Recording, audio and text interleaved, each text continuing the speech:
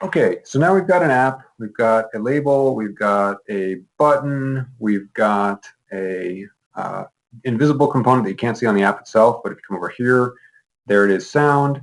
What we need to do is set the behavior. Now that's something that we can do pretty easily, and in fact what we should do is on our screen, notice this here, we should rename this. The app itself is called HelloPurr, but the text of it is still set to screen 1. So let's just call it HelloPurr. And of course, it's changed up here, and if we show the screen, we can see that HelloPurr. So we're in good shape. That is a property. There's a property of the screen called the title, and you can make the title visible or not visible. So for example, if we go and do that, look at our app.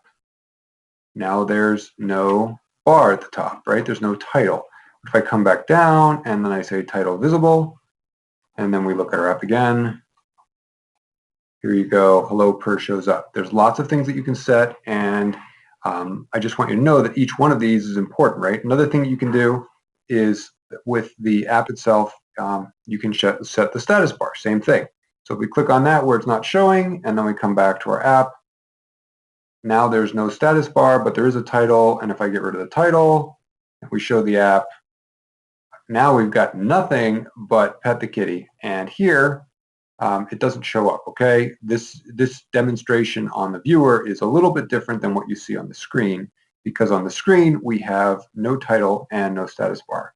So if we go back and actually make this a little smaller so you can see, and if we say that there is a title, that'll change, and if we say status bar, that'll change too. So now that's how that works. Okay, these are our properties, and one other thing I'd like to mention is that you can rename any of these things that you want except for the screen. You can't rename the screen, but you can rename, for example, the label.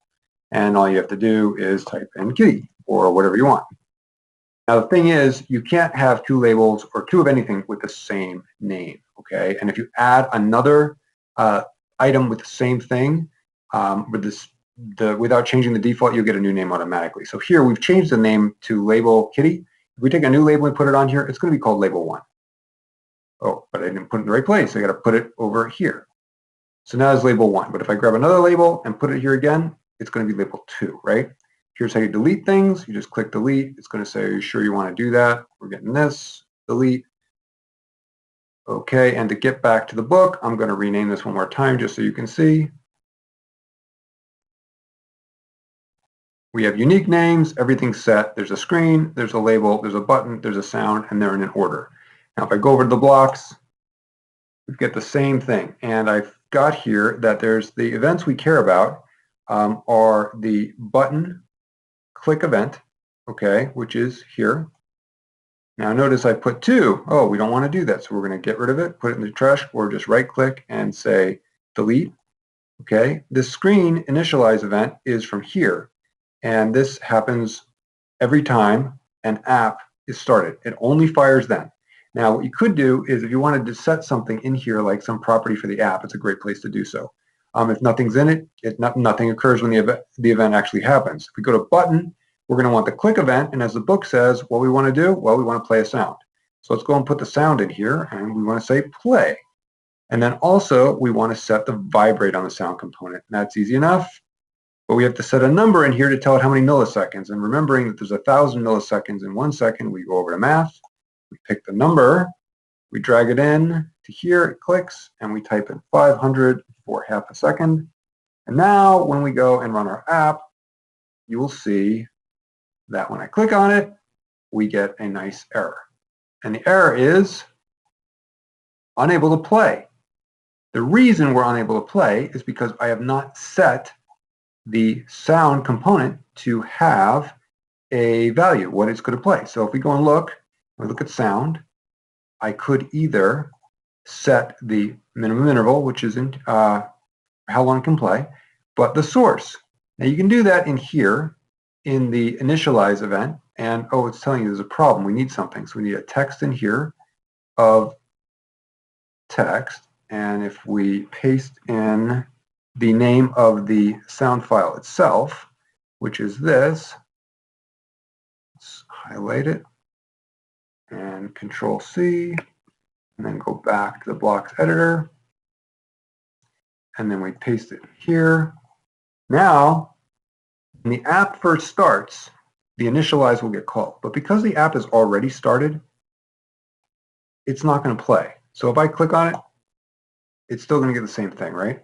Now, a way I can force this is either restarting the whole app, which I'm not going to do, or I can right-click on it, and I can say, do it.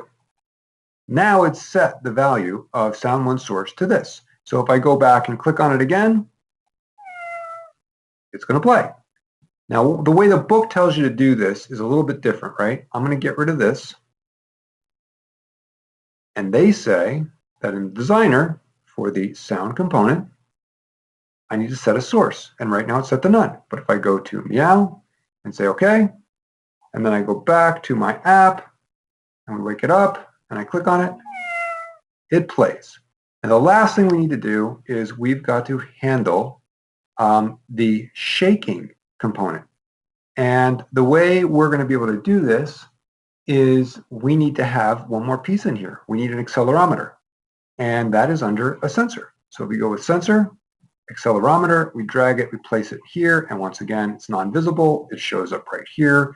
It's got its own properties. One of them is if it's enabled. Another one is how sensitive is it. If you say it's moderate, which is the default, it'll be fine. If you make it highly sensitive, it'll pick up anything. If you do the other one, a weak sensitivity, you really have to shake it. But the point is, now, if we go over to blocks, at the bottom, we've got an accelerometer sensor, and look, shaking. And if it shakes, what do we want to do? We want to make the sound component play. Now, you can bring it in this way, or if you like, you can right-click on one that's selected and say duplicate.